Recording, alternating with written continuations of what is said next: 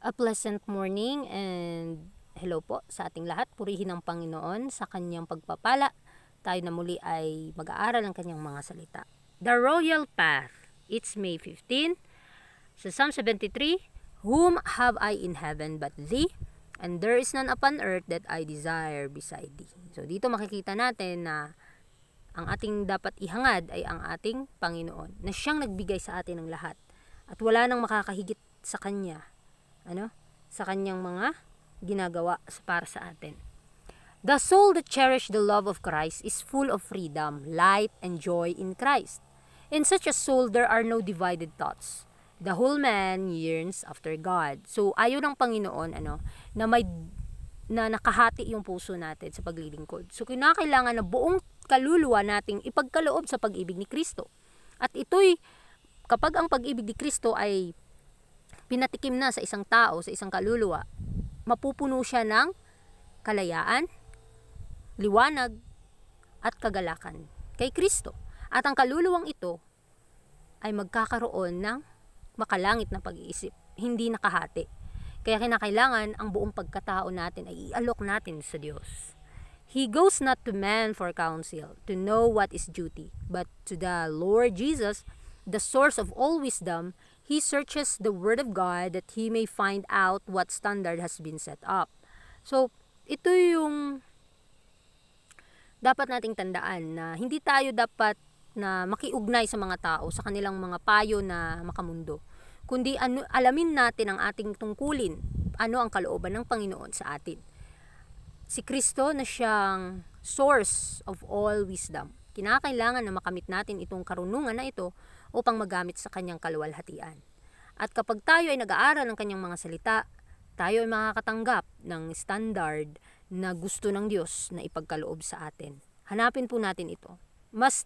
Kapag hinahanap natin ito, mga kapatid, mas madidevelop yung karakter natin. Mas makikita at ma-exercise natin ang ating mga buhay, ang ating mga pananampalataya. At makikita natin na tayong lahat ay magwawagi sa mga huling araw, dahil hindi mabibigo ang mga taong nagsusumikap talagang hanapin ang eternal truth, ang eternal na kayamanan. Kaya pagsikapan natin itong marating na may takot at panginginig. Matakot tayo sa Diyos at tuparin natin ang kanyang mga utos. Can we never find a surer guide than the Lord Jesus? True religion is embodied in the Word of God and consists in being under the guidance of the Holy One in thought, word, and deed. Kapag tayo ay nakatanggap na at nahanap na natin ang tunay na gabay kay gabay na si Jesus, na siyang nagbibigay sa atin ng daan para makita natin ang mga katotohanan ito, ang tunay na relihiyon ay nakapaloob sa salita ng Diyos. At nagkakansist ito ng guidance ng banal na pag-iisip, mga gawa at mga salita. So, hindi ito maitatago sa puso natin. Kung ano yung ating mga pinapakain sa ating mga pag-iisip, yun yung madidevelop sa ating mga character. At by beholding Him, we become changed. So, we need to guard our hearts sa mga deception ng kaaway. Ang kinakailangan lang natin ay humingi ng gabay sa Panginoon at magpatuloy sa laban sa pananampalataya. He who is the way, the truth, and the life takes the humble, earnest, wholehearted seeker and says, "Follow me." He leads him in the narrow way to holiness and heaven. Christ has opened this way for us at great cost to Himself. So, si Kristo ang siyang daan, katotohanan at ang buhay. At kapag tayo ay may mapagpakumbabang puso at mataimtim at buong pusong pagsasaliksik sa katotohanan, si Kristo ay nagsasabi na tayo sumunod sa Kanya at tayo gagabayan tungo sa banal at makalangit na tahanan. Na kahit maraming mga pagsubok sa daan, maraming mga lubak-lubak, mga pagsubok na dumating sa ating buhay, hindi yan magiging hadlang. Magpapatuloy po tayo sa laban. Magpapatuloy tayo sa daan na ating tinatahak. Dahil si Kristo ay nagbukas ng daan para ang bawat isa na kanyang binayaran ay makakadaan doon. At walang makakahadlang sa mga taong nagnanais ng kaligtasan. We are not left to stumble our way along in darkness. Jesus is at our right hand, proclaiming, "I am the way." And all who decide to follow the Lord fully will be led in the royal path. Yea more, the divine path cast up for the ransom of the Lord to walk in. So tayo ay hindi kailanman mapapahamak kung tayo ay susunod lang talaga sa gabay ng Panginoon. Hindi tayo masastumble our way along in darkness. Hindi niya tayo hahayaan na makapunta sa kadiliman. Bagkus hawakan natin ang katotohanan. Ito yung ating ipataas, ipakita sa ating buhay upang malakaran natin ang kanyang kalooban. At kapag ang ating pananampalataya ay nakafocus lamang sa ating tagapagligtas, hindi niya tayo bibiguin, makakapanagumpay po tayo. Si Kristo, natatandaan natin na nasa kanang kamay siya ng Ama. Tinatanggap niya ang lahat ng lumalapit sa kanya dahil siya ang daan, ang kaligtasan at ang buhay na walang hanggan. At kapag ka nakadecide ka na sumunod sa Panginoon ng buong puso, buong kaluluwa, ng buong lakas, ipagkakaloob sa iyo ang maharlika na daan, maharlika na bagay, korona ng langit ibibigay sa iyo. Wag na wag mo tong sasayangin. At ang banal na daan na iyong o ating tinatahak, tayo ay makakatanggap ng pagpapala at mabibless din po natin ang mga taong ating nasasalamuha. Dahil ang Panginoon ang nagbigay nito at siya ang unang dumaan dito, nakapanagumpay siya dito, at sa bawat dadaan din sa daan ni Kristo, kailanman ay hindi siya mawawala. Bagkus makikita pa niya ang ibang katotohanan at tatanggapin niya ito ng buong puso at ng buong pag-iisip. The more we learn of Christ through His Word, the more we feel our need of Him in our experience. So very clear po mga kapatid, na habang natin pinag-aaralan si Kristo sa pamamagitan ng kanyang mga salita, the more mababago ang ating mga pakiramdam. Mafe-feel na natin kung gaano natin kinakailangan ng ating Panginoon sa ating pang-araw-araw na pamumuhay. Hindi po tayo consistent lang sa katotohanan na tanggap natin, bagkus pag-aralan pa po natin. Dahil sa mga eksperyensyang ating nalalaman o ating nararanasan, tayo ay minumold ng Panginoon. Sinusubok niya tayo hanggang tayo ay maging perpekto na kagaya niya. We should not rest until we can rest in wearing the yoke of Christ and lifting His burden. So hindi niya tayo hinahayaang mapagod, hindi niya tayo hinahayaang madapa sa daan, bagkus sa anuman ang sistema ng iyong pagdaan, sa daan ni Kristo, tayo ay makakapanagumpay dahil we lifting Christ burdens. Tayo po ay nakahawak sa kanyang pangako at kinakailangan na pasanin po natin ang kanyang pamatok dahil ang kanyang pamatok ay magaan. Tutulungan niya po tayo mga kapatid. The more faithful we are in service to Him, the more we shall love Him, the more we shall magnify Him. Ito po yung lagi nating tandaan. Na kapag nakasubok ka na at nakatikim ka na ng pag-ibig ni Kristo at tapat ka dito, ang pagsiservisyo sa Kanya, malalaman mo na the more mo siyang mamahalin, the more mo siyang makikilala, the more siyang marireveal sa buhay mo, the more mo siyang makikita at yun yung mararanasan at matitikman ng iyong kaluluwa.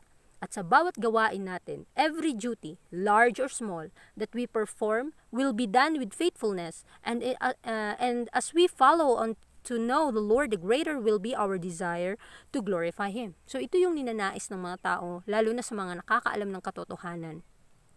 Hindi sila mapakaling magbigay ng katarungan ng katotohanan sa mga tao. At sa bawat gawain, malaki man o maliit na pinagkaloob sa kanila ng Panginoon, sa kanila itong gagampanin na may katapatan. In the last days mga kapatid, we need to imagine na sasabihin ng Panginoon, well done, my good and faithful servant. Napakaganda. Kapag tayo ay susunod sa Panginoon at aalamin ang kanyang napakadakilang katotohanan, mas nanaisin pa natin na maluwalhati siya sa lahat ng ating gagawin. Nawa na makapanagumpay tayo sa mga kahinaan. At pangako ng Panginoon, kung nakapanagumpay siya, ang lahat ng susunod sa kanya ay makakapanagumpay din. Panghawakan po natin yan na pangako. Dahil kailanman hindi yan mawawala, hindi yan mabibigo. So kinakailangan ating panghawakan ito at susunod tayo na may katapatan. We are individually now testifying to the world of the power of the grace of Christ in the transformation of human character from glory to glory, from character to character. So bawat isa sa atin kinakailangan na maka-testify sa kapangyarihan ng biyaya ni Kristo para maipagkaloob natin sa mga tao. Sa mundong ito na ating ginagalawan, maraming mga pagsubok, mga kadiliman, punong-puno ng pandaraya, ngunit ang Panginoon naglaan sa iyo, nagbigay sa iyo ng malaki man yan o maliit na katotohanan. As long as nilalakaran natin ito, ang mangyayari, lalago ito, mas lalawak pa ang ating pangunawa sa kanyang kalooban at susundin natin ito ng buong puso dahil ang lahat ng lalapit sa kanya ay hindi mabibigo. Tutulungan niya tayong makapanagumpay dito. Mula sa kaluwalhatian tungo sa kaluwalhatian ng Diyos. At sa ating mga karakter na minumold ngayon, mga kapatid, siguraduhin natin na nakatayo tayo sa pundasyon natin sa ating mga pananampalataya na si Kristo. In beholding Christ, our pattern, who is pure and holy and undefiled, we are being prepared for the society of the heavenly angels. If Christ is to be our head and prince in the heavenly courts, it becomes us to inquire, what is Christ to us now? So ito yung itanong natin sa ating mga sarili. Sino ako? Ano ako sa harap ng Panginoon? Okay pa ba ako? Nawa ay ating isiping mabuti. Tingnan natin ang ating mga puso. Saliksikin natin ito. Baka masasayang lang yung oras natin. We need to search our heart deeply, mga kapatid. Kamusta ang puso ko? Kamusta ako sa harap ng Panginoon? Kung lagi nating iniisip ang kanyang karunungan, ang kanyang kaluwalhatian, ang kanyang kabaitan, ang kanyang kabutihan, by beholding Him, Jesus is our pattern, who is holy and pure and undefiled. Marereflect sa buhay natin ang kanyang karakter. At araw-araw kapag ito yung lagi nating ginagawang conversation, napakaganda mga kapatid na ito yung ating panghawakan, ito yung ating lakaran. Ano man ang sabihin ng mga tao, ang importante, sino tayo sa harap ng Panginoon. Dahil hindi yan maitatago, mapipapakita natin yan. Ipanalangin natin na nawa ang karakter ng ating Panginoon ang siyang ma-develop sa ating buhay. Dahil yan lamang ang ating pag-asa sa panahon ng kabagabagan. Kung sino ang makakatayo sa mga huling araw. Tayo mga kapatid, hindi tayo excuse niyan. Dahil anuman ang sitwasyon mo ngayon sa mundong ito, mahirap ka man o mayaman, kilala ka man o hindi, o ordinaryo ka lang na tao. Ang tanong, sino tayo sa harap ng Panginoon? Ginagawa ko ba ang kanyang kalooban? Sinusunod ko ba ang kanyang utos? Sa napakaliit na bagay, ang lahat ng ating mga inaani o ang lahat ng ating tinatanim ngayon sa mga huling araw ay ating aanihin. Nagtatanim ba tayo ng pagpapala, biyaya, karunungan ng Panginoon, katotohanan upang ito'y ating maani sa mga huling araw? If Christ is to be our head and prince in heavenly courts, it becomes us to inquire, what is Christ to us now? Sino si Kristo sa puso natin?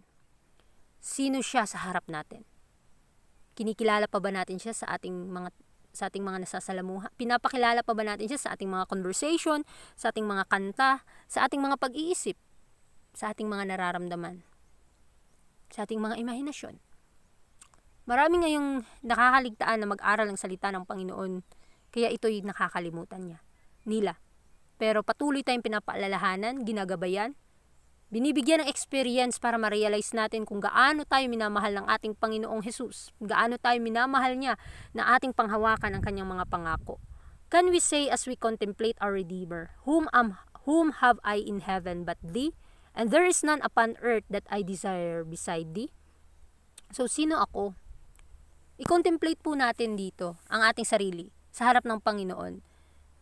Si Kristo ay tinatanggap natin na bilang tagapagligtas, personal na tagapagligtas. Sino ako sa harap ng langit? Sino ako sa harap ng mundo? Sino ako sa harap ni Kristo? Ninanais ko ba siyang paglingkuran? Ninanais ko ba siyang luwalhatiin araw-araw sa lahat ng aking mga sinasabi, sa lahat ng aking mga ginagawa? Nawa ay ma-realize natin mga kapatid kung gaano tayo minamahal ng Panginoon upang magampanan po natin ang ating tungkulin sa Kanya. Dahil pinagkalooban niya tayo ng daan upang tayo ay makasumpong ng tunay na kapahingahan. Dahil ang maharlika na daan, si Kristo ay dumaan dito. Kahit na siya ay talagang sinubok, siya ay inalipusta, pero siya ay nanaig sa laban. Tayo din mga kapatid, malalaman natin kung sino kaya ang Diyos natin pinaglilingkuran.